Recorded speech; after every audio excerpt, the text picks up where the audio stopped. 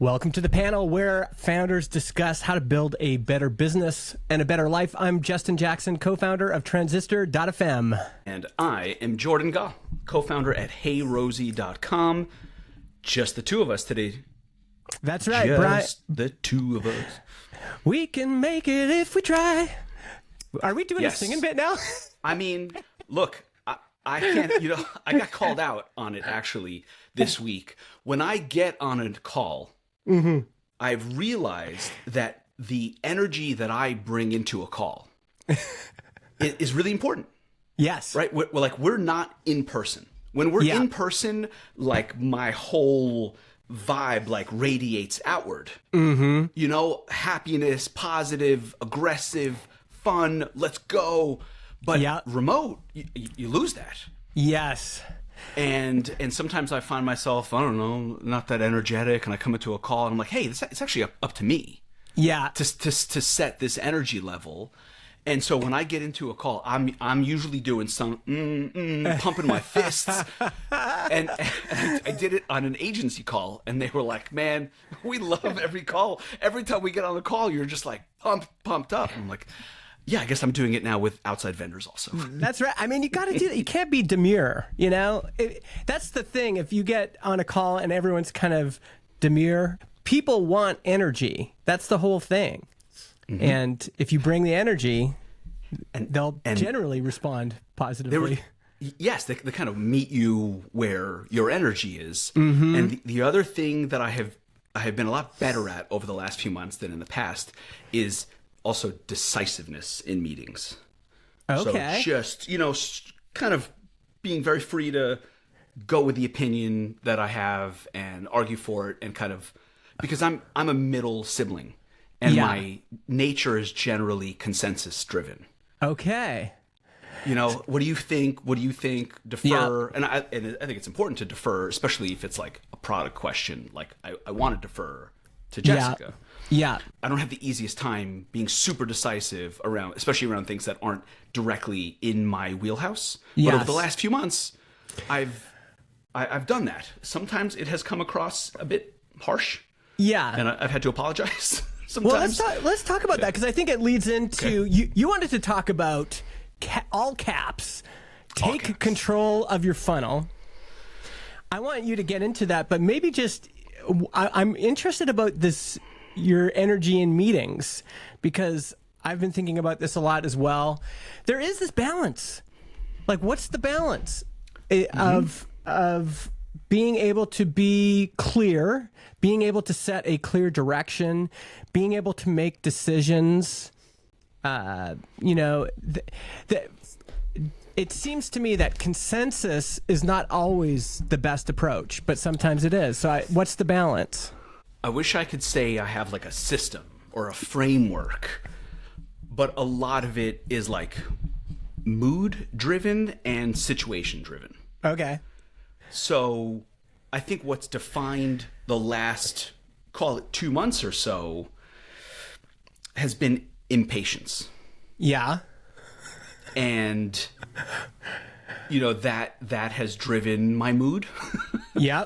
And that'll make you a little cranky and a little straightforward and a bit harsh.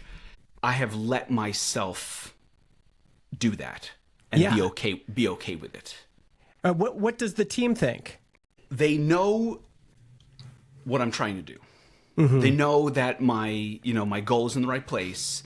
And if I ever cross any type of a line or say something rude or something, then I'm going to apologize. But it doesn't need to be rude. It just needs to be forceful. We work with an outside contractor that helps us. I don't want to like name any names or give any hints or anything. And we had this conversation a few weeks ago, and I felt myself going toward consensus and then being like, no, actually, that's not what I mean. I don't want it that way. Yeah. Here's why. And then they kind of came back with like, okay, I get it. So what you want to do is X. And I was like, no. You're not getting it. I want it this way, and here's why. And I almost had to like drive it home a few times. And after the call, he pinged me and was like, everything okay? Like, are we good? Yeah. And I had to be like, yes, here's why I behave that way or said it that way or taken this point of view. Okay, so I think it's important at times. Let's pause right here. Okay. I want it that way. I've been thinking about this so much. Okay. I want it that way. I think this is the thing. Yes. Okay. Yes. Okay. No. Okay. I want to push back to you though for a second. Yeah.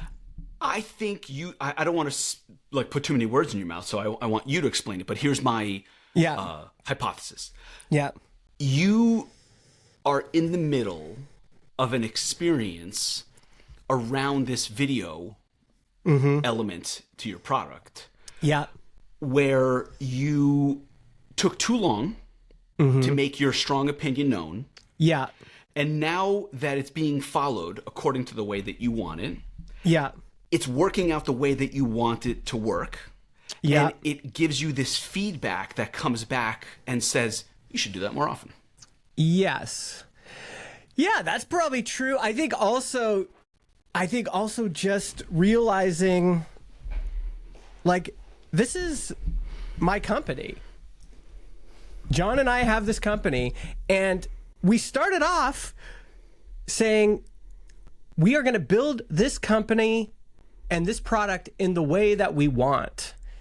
And I think it's easy to lose sight of that. It's easy to get swayed by, like, what does the Twitter crowd want? What do our peers expect of us? What do our employees want? What do certain customers want? More and more, like, when I've gotten lost, I think it's all been around me deferring and not being honest about, first of all, identifying what do I want? And second, making that known. And I think since I've gotten more clear about that, I think everything gets more clear. Because employees are like, well, what do you want? Like, where's the company going? And so John and I had to articulate, where are we going? What's important to us? And so then when things come up, like, well, we should be building this company so that we can get acquired by a big company and all make millions of dollars. And John and I are like, we don't want that. We don't want to build that kind of company. And so we just need to be clear about what we want. And I'm not that easy. Not that easy. Not as easy as it should be. I think I'm realizing more and more, like, this is our boat. Like, we started the boat, we set the direction. If you want to come with us where we're going, jump in our boat. If you don't, and this goes for everybody, again, customers, employees, partners, whoever. If you don't like our boat, if you don't like where we're headed, that's fine. Yep. Go get your own boat. And I'm just realizing, like, if you've ever been in a canoe and everybody's trying to paddle a different direction, it doesn't work. It's chaos. And so understanding that, and now having this metaphor in my head of, like, I have been in canoes where everybody's trying to pull a different direction, and then eventually it's like, sorry, like, there's one person steering this boat, it's the steersman. They're going to set our direction, and everybody else is going to follow and listen to what they want to do. Now, you can, if you're up in the bow, is that right? If you're up in the bow and you see something up ahead and you need to report back, hey boss, like, there's something, we got to be aware of this. That's fine. Or if you have an idea of, like, hey, we could paddle more efficiently if we do it this way, great. But you can't have too many cooks in the kitchen. You can't have too many people steering things. We're getting comments in the chat saying that this canoe example is too Canadian. But yes. Yeah, we are too used to the ideas around democracy. Yeah. Companies are not a democracy. Companies are not a democracy. Yes. Yeah, that's right. It's closer to dictatorship than it is democracy. And even in democracy, the whole point is that you're hiring a leader to set the vision and the direction. Like, in a democracy, you're saying, okay, we got this leader, this leader, this leader. Who do we think is going to do the best job of taking us where we want to go? And ultimately, it's up to them. They get elected, and then they have to tell their government, listen, we're going this way. And it's the weak, ineffective leaders are the ones that are just like, well, let's play it safe. Let's wait and see. Let's what do people want? What will keep me popular? That's right. Especially in the founder operator, right? Very different from like a CEO that's brought in that doesn't have the same DNA with alongside the company. Yeah. Yeah. So if we kind of take this and bring it down into like this practical level of day to day, yeah. I have felt a lot better over the last few months, taking more ownership and more control and being comfortable doing so. I find some inspiration in, other founders. I try to look for the right inspiration, not who's getting the most attention or who raised the most money or who's the coolest or whatever else. I like behavior. That's inspirational. My latest inspiration is Ryan Cohen, the CEO of GameStop. Right, was the founder of Chewy that got acquired for $800 million, and then became CEO of GameStop, and is now making a bid to merge/acquire eBay. Wow, Canadian, by the way. Canadian, born in Montreal. That's right. That's right. Canadian Jewish guy in Montreal. That's right. Grew up with his dad as an entrepreneur. Learned a lot from him. Now he lives in Miami, actually, in my friend's neighborhood. Wow. And I love the chutzpah. Like it's almost like you're gonna die. Like it doesn't matter. Just literally just do whatever you want. Yeah. Do some things. I've really been liking Tony Fadell. Do you know him? No, I think you would actually love his energy, dude. Just look up some Tony Fadell YouTube videos. Search for him on YouTube. He's the founder of Nest. He was the one of the original kind of product designers behind the iPod. So worked with Steve Jobs, but he embodies this clarity of vision and I think team building. I think he has the right mix where he's defining the direction, he's defining what is expected, he's defining the levers that he thinks are important. So, for example, he's a big market first guy. Like, the market is going to respond to this because of this, and we're going to build a prototype, and we're going to build it in a way that helps us realize all the hard parts, and then we're going to actually lean into doing the hard stuff. Okay. And he's got a few talks on YouTube that are just great. Highly recommended. Cool. All right, I'm going to check it out. So you want to talk about the funnel? Tell me the story first. I want to hear the story about how this came up. Fine, I got stories. you asked me to tell a story. I'm game, Justin. Let's go. Story time.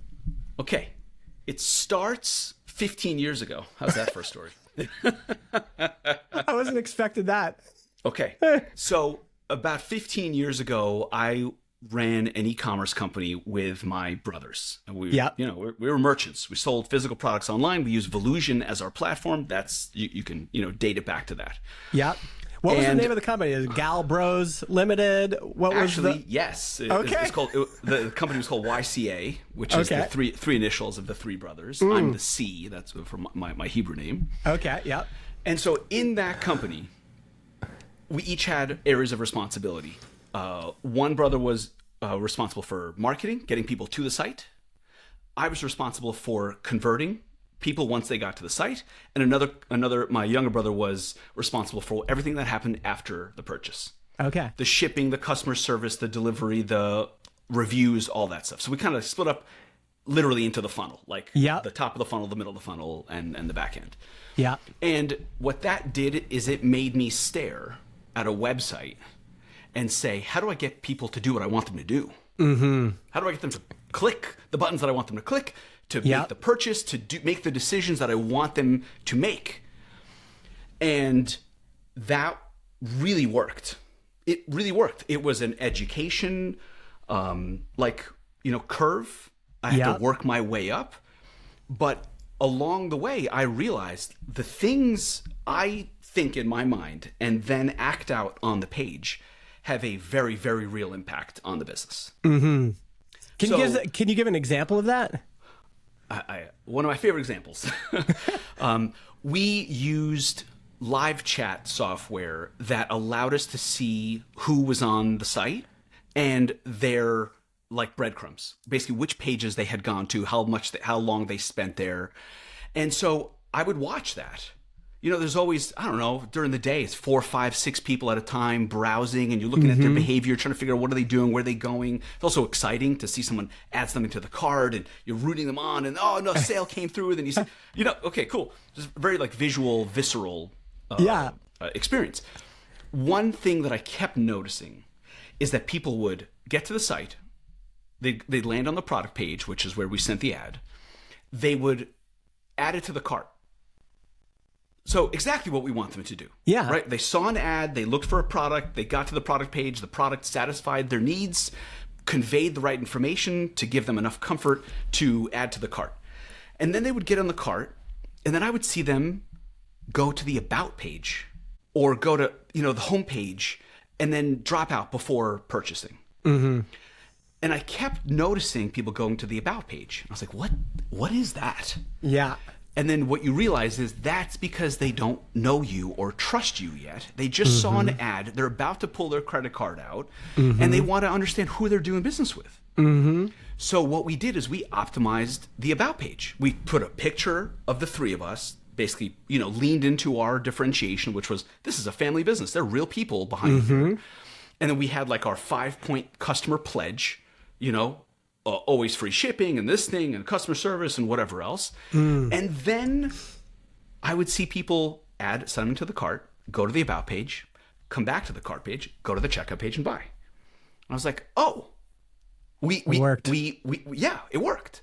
So that's like an example among many others, like removing things from the header once they get to the checkout page and changing the button colors and making sure that you set up front that shipping is free, not waiting until the reveal of the shipping being free, that type of thing.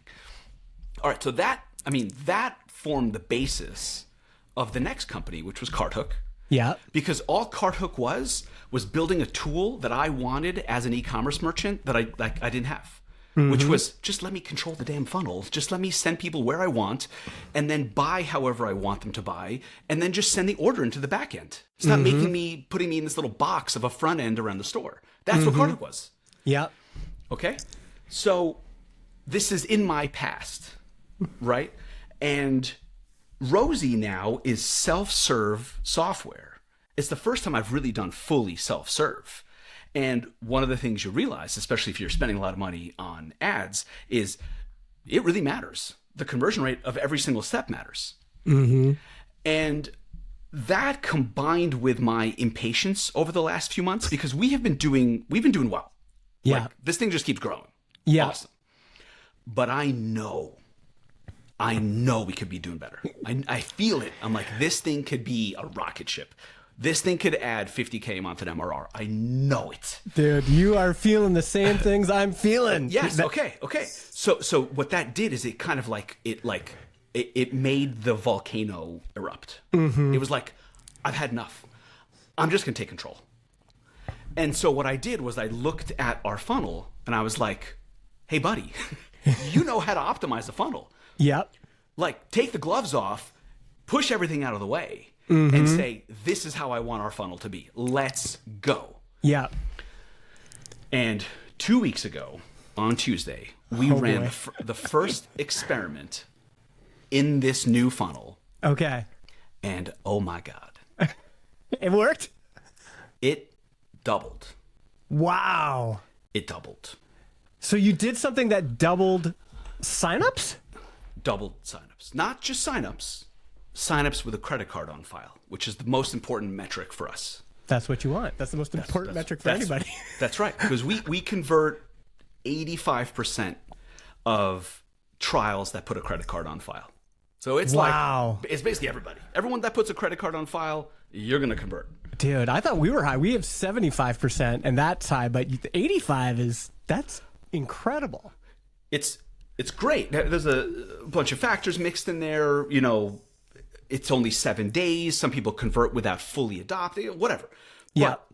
But before the experiment, we were converting 85% of cards on file.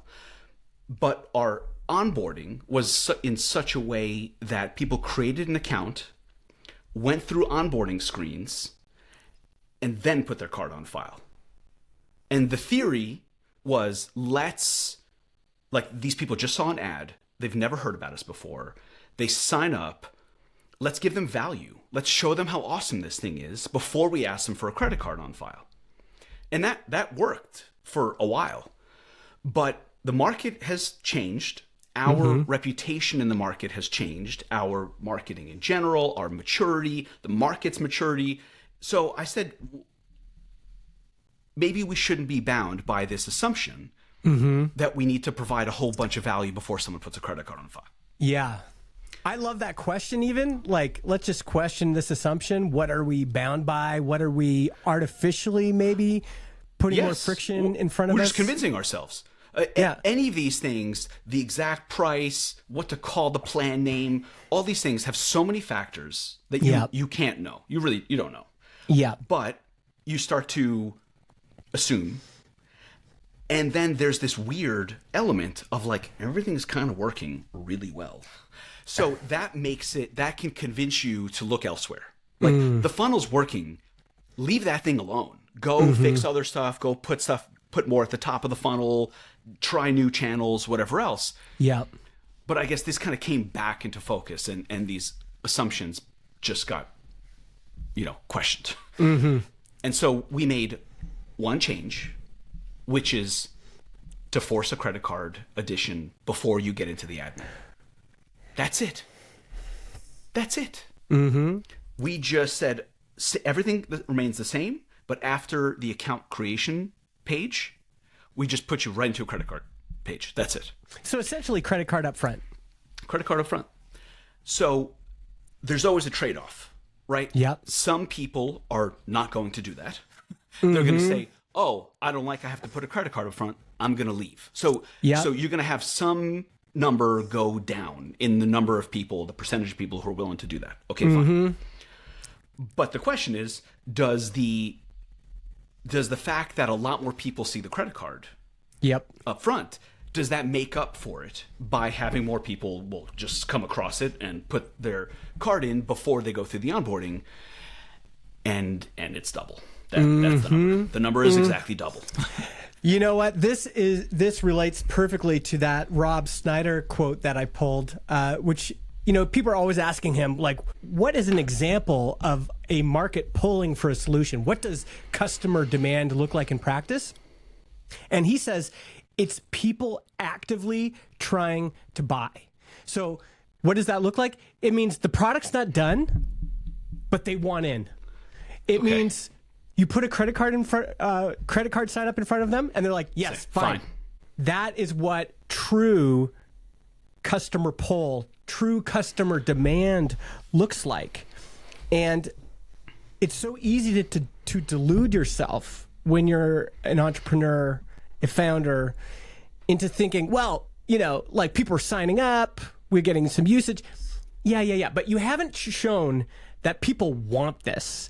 And people are always like, well, I'm going to finish the product first and then I'll launch it. Or I'll let them be free first. And then, no. If you want to prove at the beginning, and you really want to keep proving this, customers trying to buy, like right now, our video feature has a waiting list of over 1,500 people.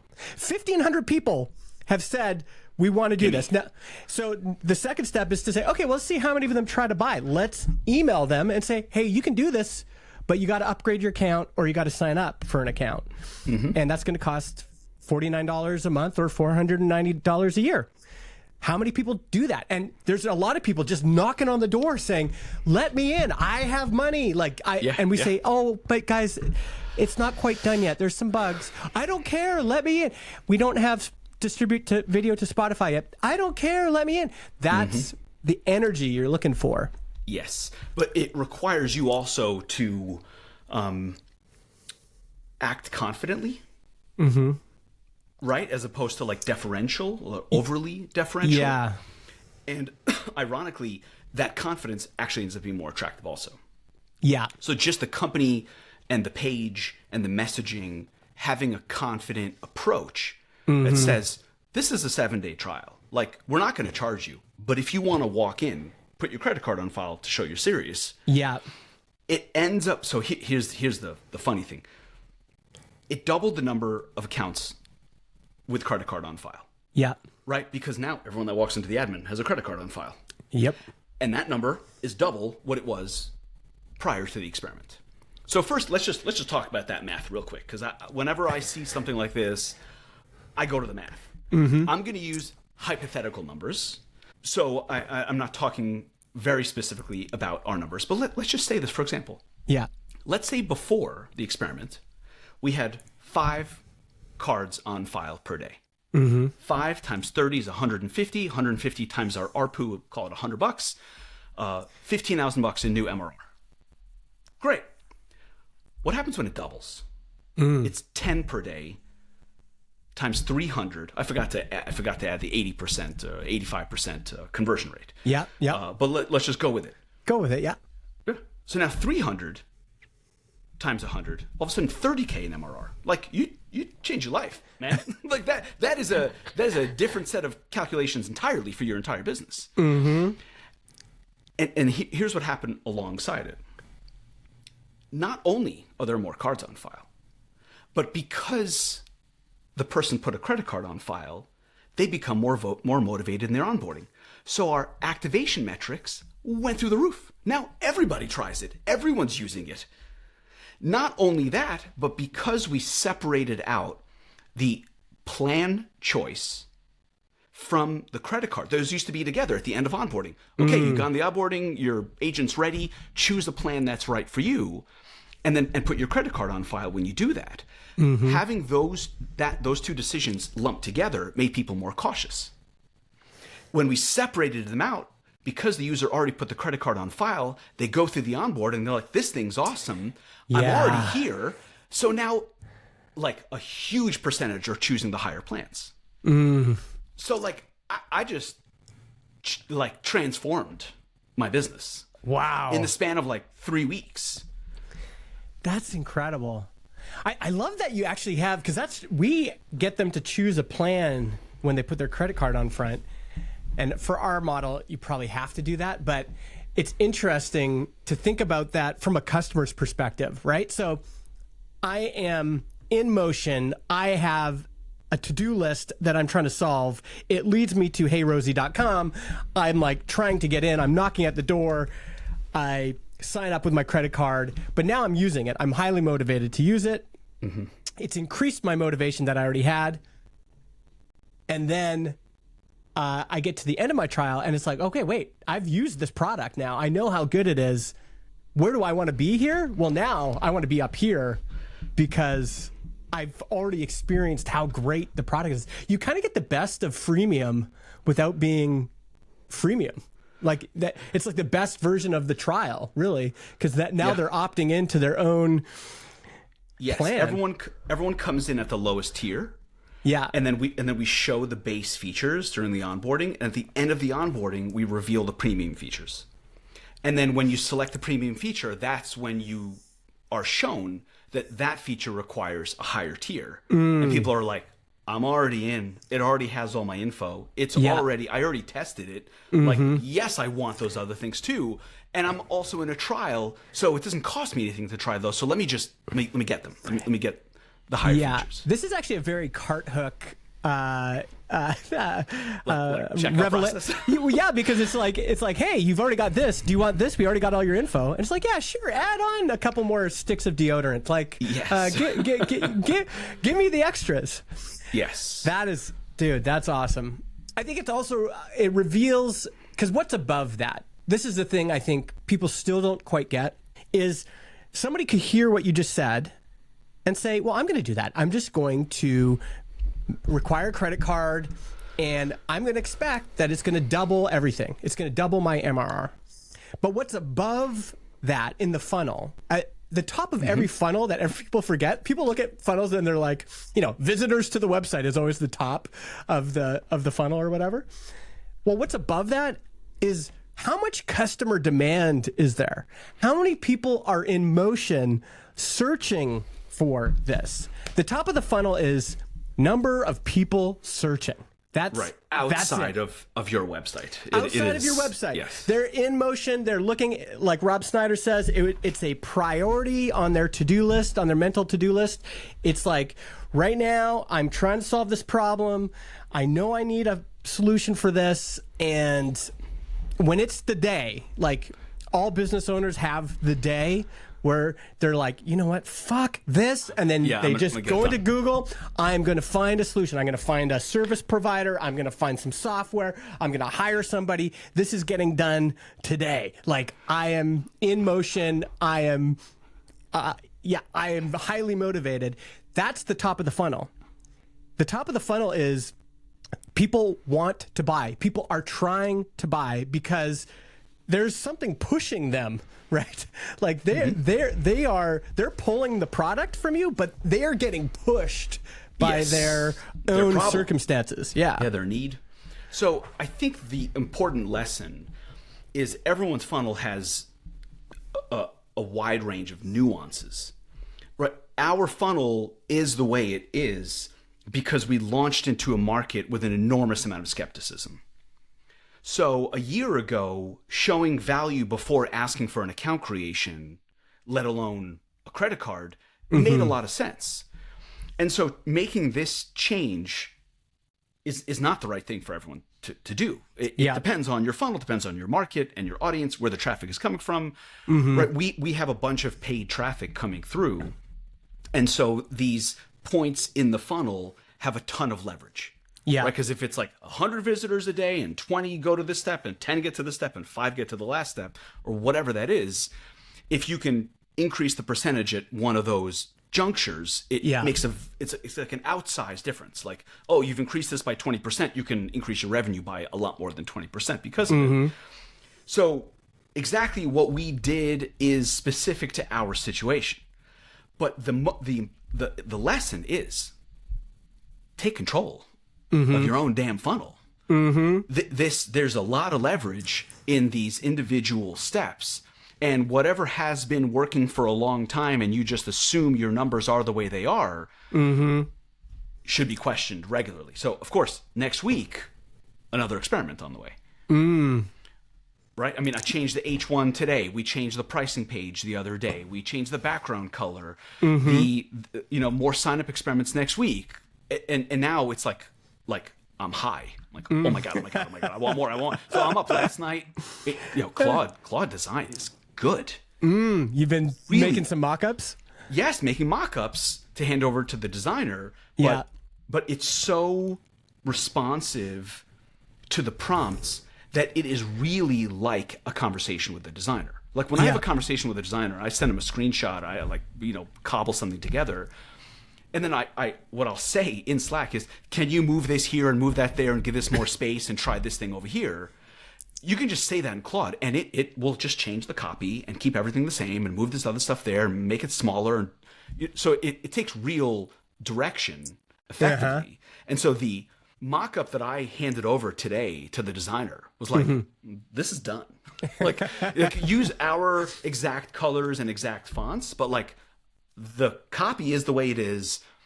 The spacing, the color, like the trust symbols, like they're exactly the way I want them because I did a bunch of work on my desk before handing it over, which might be a good topic for after your update. I have another topic around what should happen on each person's desk around using AI, but that's separate. Oh, interesting. Okay. Yeah. I mean, that's awesome. I love all that stuff. I as a response, I'll say I am. If your challenge to people is to look at their funnel and maybe make a change, that is frightening for me. It's just like, just because it's been working. It works so well right now. Ooh, dangerous. I know. Dangerous. I know.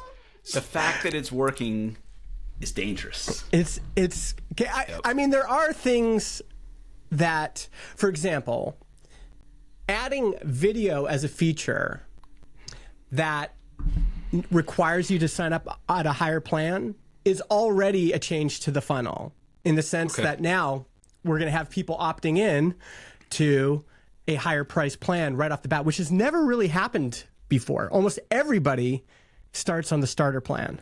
So now to have people choosing from the beginning, oh, no, I'm a video podcaster, or I want to do video. So that will affect the funnel already. That'll be interesting to see. You do have me thinking, though. There's so many scenarios. Like, there's a big difference between somebody switching from another provider than starting a brand new podcast. So someone's been podcasting for 10 years. They're coming, they're like, I'm fed up. I've heard good things about Transistor. I'm switching.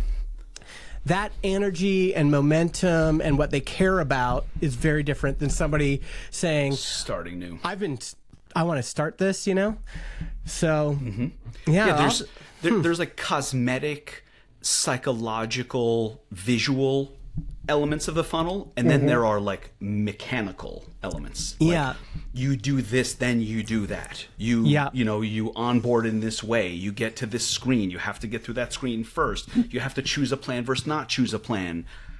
I think all of it matters, but at least recently it feels like the mechanics of the funnel, like how it works, like when do you create an account, when do you add your credit card, when do you invite a team member, when do you like do these things in the product, feel like they're harder to change,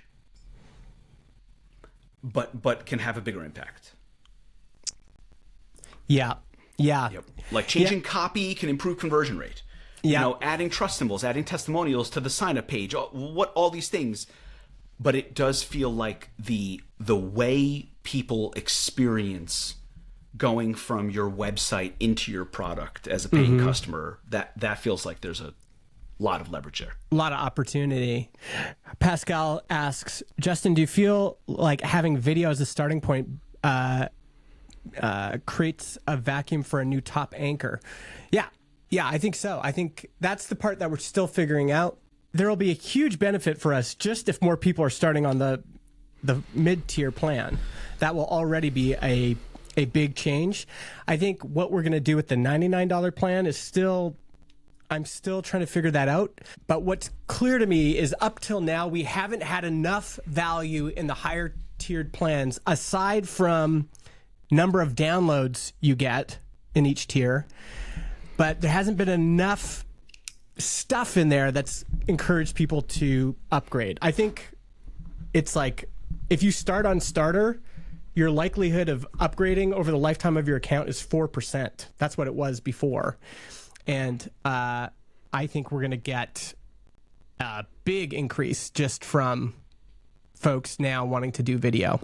Right. And then you can also think about how that process looks and how they experience that process.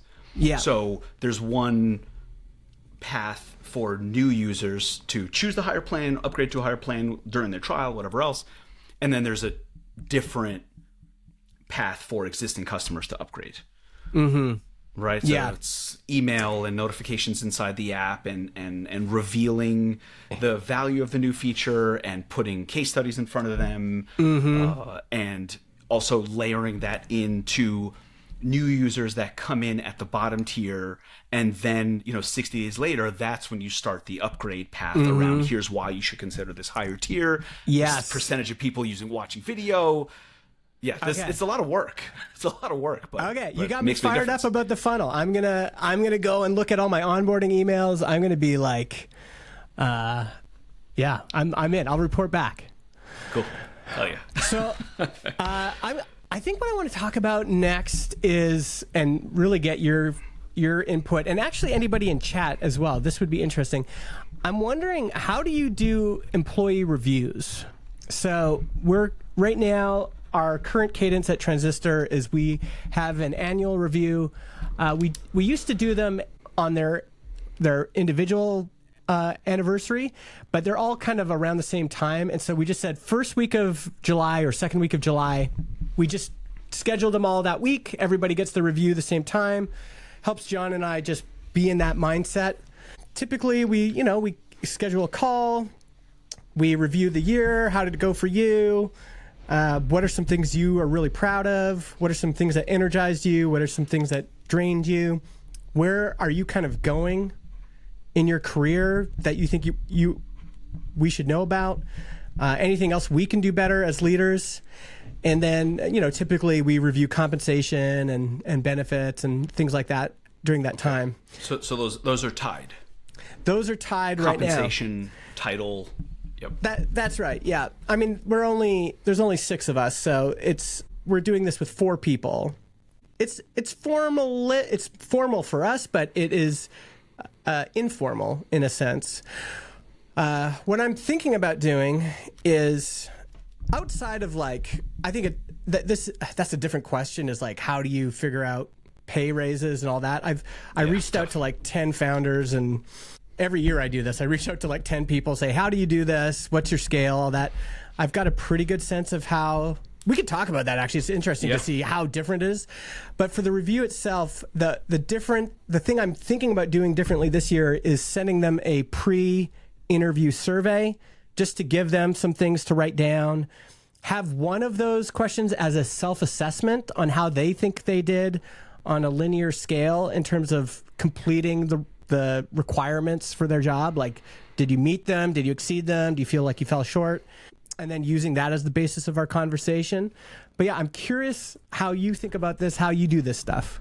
So first, I just want to commend you on the different aspects that you just described. That's the right way to do it. What you mentioned in the reviews, ranging from what can we be doing better as managers, what are the highlights for you that you feel that you've done well on. So bravo. That's all the right stuff. Yeah. And it doesn't matter how small your company is. People care about their compensation. Obviously, they also care about their title. You cannot separate those two from anything around reviews. I think compensation philosophy matters almost more than compensation, because without a compensation philosophy, you get lost around compensation questions. Yes. And you don't have anything to fall back on. Okay, tell me about it. You need a compensation ideology, otherwise you're kind of lost. What's an example of that? What's your philosophy? Our philosophy is pay pretty high up on the scale, so call it top 80, 90%, and then no bonuses, and then we increase based on cost of living adjustment for the Social Security published number. Okay.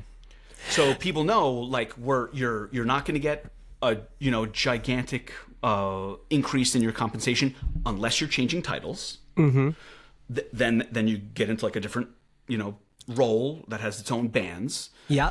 But everyone knows we're not doing bonuses. We just pay you more, and we pay ourselves more, and we don't take bonuses either as leadership. Yeah. And then we look at, at the beginning of the year, January, and we look over at the Social Security Administration and their published number on cost of living increase. And if that says, 4.4%, everyone's salary is going up by 4.4%. Got it. So you're really connecting it with cost of inflation, and that might be 3 to 5% increase every year.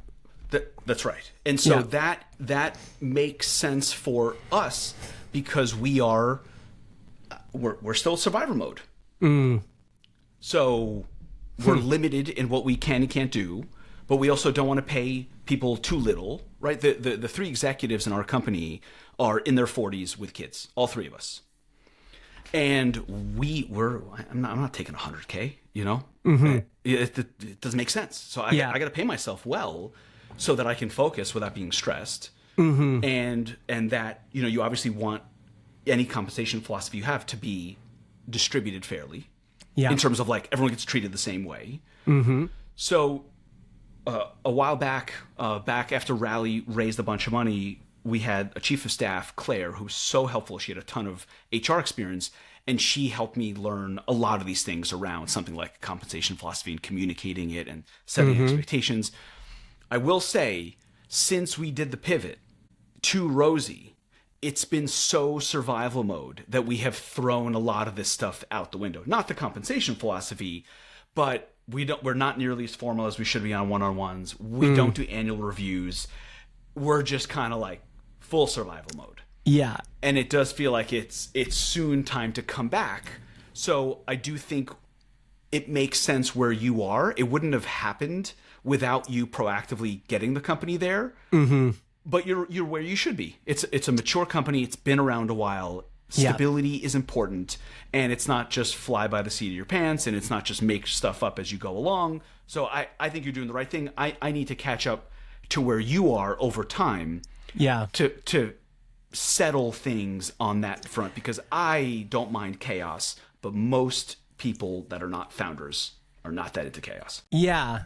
So in your model, you are paying high at the beginning. So you're offering a job, and because you said top 80% or something. Yeah, you can do something like 50th percentile, and then people are motivated by bonuses. Yeah. So if someone who wants to make $200,000 a year gets paid $150,000 a year, but their total compensation with bonuses, if they hit all their targets, can be $250, that's one philosophy. Mm-hmm. Let's give you kind of the bare minimum, and then the rest is incentive based. Yeah. We decided not to do that because that is a very like sales oriented approach. Mm-hmm. And you have engineers, you have product people, you have so it didn't make sense for us. We're not a sales driven organization. Yeah. And so what made sense for us was, let's just pay people well. We're already asking a lot of them. Mm-hmm. But then you can't also get paid really well and then also get bonuses on top of it. Then it's just kind of like, well, we're just overpaying everybody. Yeah. So that give and take around like a higher level of your role. Mm-hmm. Like you're probably making more at our company than you would somewhere else with the exact same role. Mm-hmm. But including, then no bonus. Like big companies like Google big companies. No. Okay. So you're pegging this to like some sort of startup index. Yes. Okay. Interesting. Mm-hmm. We certainly have a philosophy, and I think in a small company, what's really tricky is to figure out, because I can remember working for small companies and being quite ambitious, partly because I had 4 kids to feed. So came into a company getting paid this, and I was very clear, like with everybody, like, listen, I want to make more money. Like I'm here, I have 4 kids, I want to make more money. And so, my first job in tech was in customer support. But I was clear with my boss. I said, listen, I want to do whatever it takes. I'm going to be asking you, I'm going to be noticing things, problems you need to have solved. I am going to be trying to solve those problems and moving up the stack and agitating a little bit. I got myself to a certain place where I was like, you know what? I'm not where I need to be. I'm going to go interview at a bunch of places, got some offers, came back to my boss, said, I'm leaving. He said, no, stay. I'll give you a raise and a new title. And, that was a small company. I can understand there's different things that motivate different people. Yeah, it's tricky to go. It is tricky to figure all this stuff out. Especially when no one just tells you the info. It's tough to find it. Yes. Yeah. I did get some founders to share with me their actual scale that they've used. Okay. A lot of it feels overly formal. Like, it's just like, man, for 6 people, like, it's like we don't have often there are these grids. I think everybody in the chat's probably seen these, but there are these grids of like, meeting this thing, and then there's like 6 kind of responsibilities underneath it, and then in each box there's like a description of whether you're meeting it or not meeting it. I tried to create something like that, and as I was going through it, I'm like, this just doesn't feel right for me. Like, I have a sense of like, are you killing it or are you not killing it? Are you at the top of your game, or like, I think you kind of have an intuitive sense about that. Right. There's only a few of you. It's not like they're 4 layers away and you'd never see them. Yeah. You really should have a pretty tight control over things and a feel, because any element of unfairness, any element of injustice between employees, favoritism. That's the poison. I think the hardest part for me for a very long time was empathizing with motivation that I didn't quite grok myself. My motivation is in the equity in the company that I want to sell and have a payday. Yeah. And yes, we give everyone in the company has stock options. But that's not the main motivation for most employees. Right. And so that it took me a little while to kind of wrap my head around what does that mean? What does that look like? How do I empathize with that if that's not the way like I'm built? Yeah. And that was really important to kind of understand. And now the way I think about things and the way I communicate them, especially when someone new is joining the company, is oriented toward them and their needs. Right. Like I like saying in the interview process, I know this is not the last job that you're ever going to have. What I want for you out of this experience is to have an incredible, challenging time where you learn. And when you walk away, you have a hell of a story to tell whatever you want to do next. Yeah.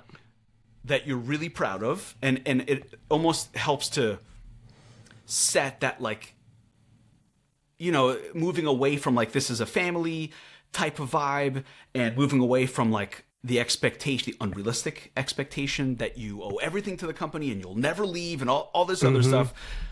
So that in my one-on-ones and in my empathizing with their point of view, you mentioned something that I think is critical on like, where are you in your career? Where is your interest leading you? Yeah. How can we help you? Because ignoring that stuff is, I mean, that's why people leave. Yeah. And I think that's, it is helpful to get a sense of what people want. When I started doing customer support, I was like, I don't want to do this for the rest of my life. You know, I want to do something else. And I was pretty clear, like, guys, like, I'm kind of biding my time right now. Like, I'm going to be an incredible employee for the next 5-10 years while my kids are young.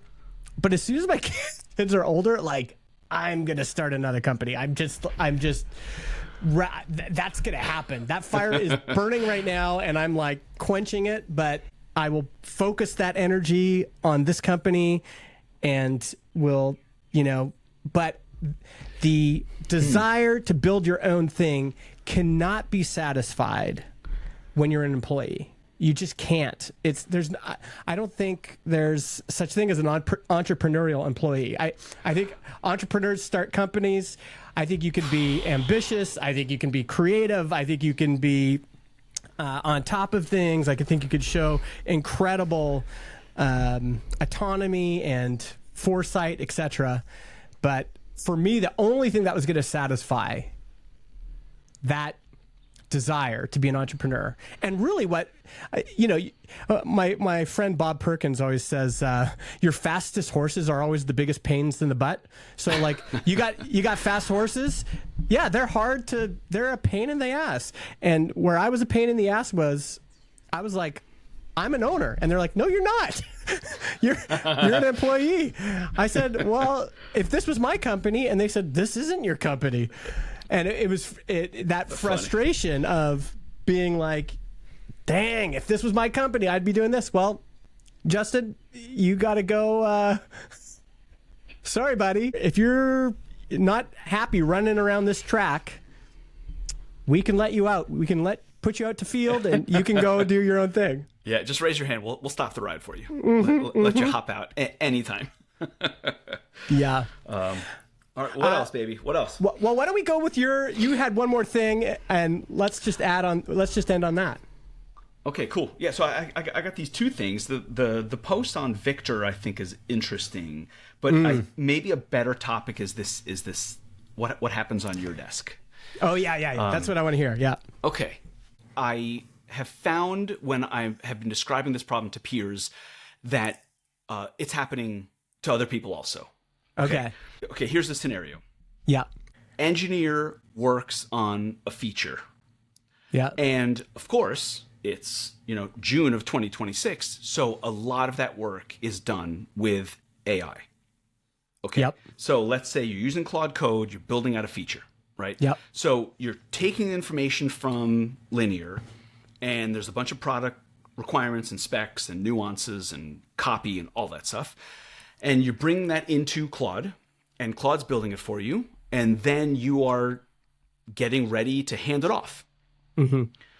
And then it's got to go back to product to be kind of like finalized and checked, and everyone's, yes, this makes sense. What about the timing? Which deployment is it going into? Okay, so everyone kind of gets that process. Yeah.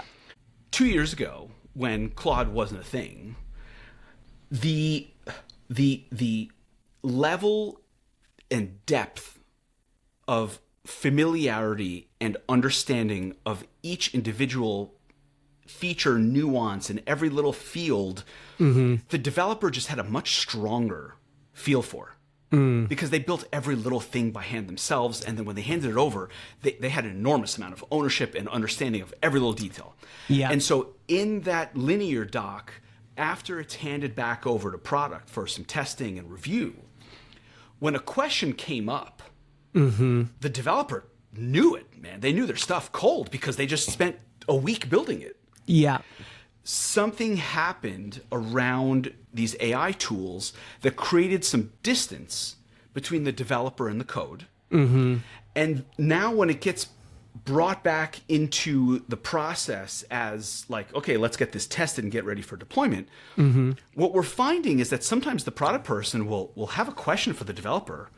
The developer doesn't kind of know or doesn't kind of understand it the same way they used to. Yeah. And the product person's frustrated by it.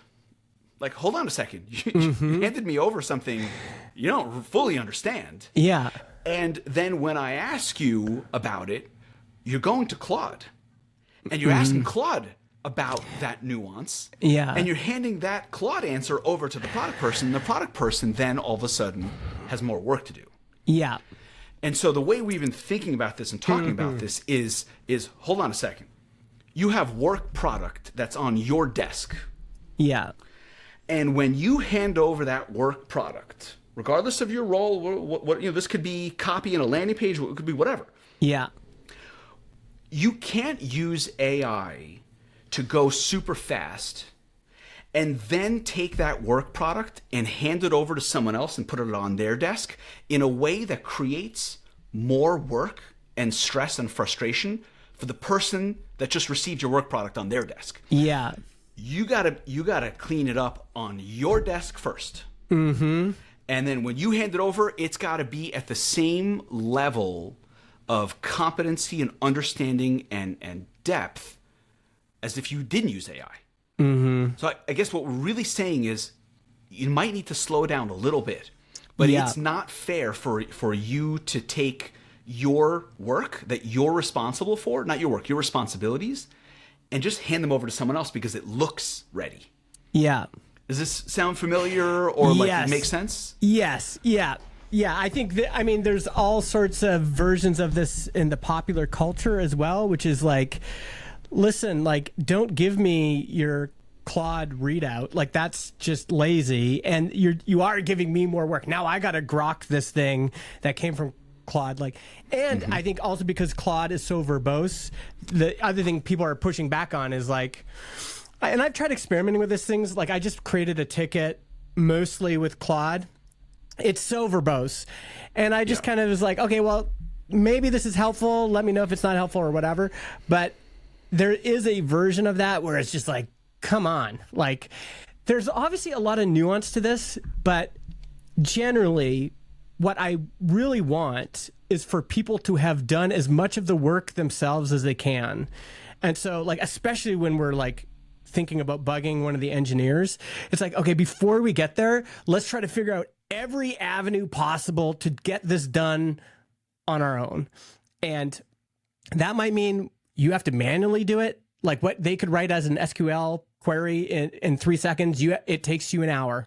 But you've saved them a bunch of time, and that trade-off might be worth it. Is this kind of what you're talking about? Yeah. We see it in multiple places, and that's what started setting off some alarm bells. I started to sense some frustration, and people didn't really have a clear explanation for where the frustration was coming from. Yeah. But it started coming out in similar ways. So we have a lot of emails to write. We're launching stuff fast now. And when there's a new feature coming out, there's a whole bunch of emails that need to get written. Yeah. The announcement, what does the announcement look like for the existing customers? What about for new customers? What about for the main list? What about there's just a bunch of stuff to write. And of course, we should be using AI to help write. But then when a human reviews the email before it goes out, because at some point, like, real people are going to see this thing. Yep. And what we kept finding was, like, that's not exactly how the feature works. It kind of works that way, but that's not the right way to say it. So let me rewrite this sentence. And then this paragraph, it's not 100% accurate. So let me spend my time. Like, hold on. The person responsible for writing the emails, that work should be done on their desk. Yes. So we started seeing in copywriting, we started seeing in marketing, we start to see it in design, we start to see it in features, and we were like, this is a thing. People are using these tools, great, but we need to ask people to be more professionally conscientious. Yeah. Just because it's done, don't hand that shit over to me. You're going to be judged on what you hand over. That is a representation of your work product and your bar for excellence. And you're going to hurt yourself if you keep handing me junk and making me frustrated. And what it took was hearing enough frustration from other people to say, hold on. We need a new form of empowerment from me to say to every employee, hey, if someone gives you slop, don't do the work to fix the slop. Yeah. Push it back up. It can't come off your desk yet. It's not ready. Yes. If you think about an assembly line, I've just been listening to the Acquired episode on Walt Disney Company, and animation used to be an assembly line, right? And so you'd get one cell from the person before you, and then you'd have people that were coloring those in. But if you receive an animation cell and it's not correct, well, I can't start the coloring work until the outlining work has been done properly. So sorry, you got to go back and you got to finish that. I think it's a similar idea. And maybe even broadening this concept, I think, and this is something I'm going to try to figure out how to encourage the team with, is in your role of responsibility, I really want, and I think this is hard for John and I both because we like to take on a lot of the responsibility, but to say, listen, like this is your responsibility. I shouldn't be finding problems with this just haphazardly as I'm navigating my day. You should be on top of that. Like, you are ultimately responsible for this piece. Now, of course, we're all going to help each other out. Sometimes we're going to run into things like, oh, Justin, you forgot this. There's a typo on your email. Sure, that's fine.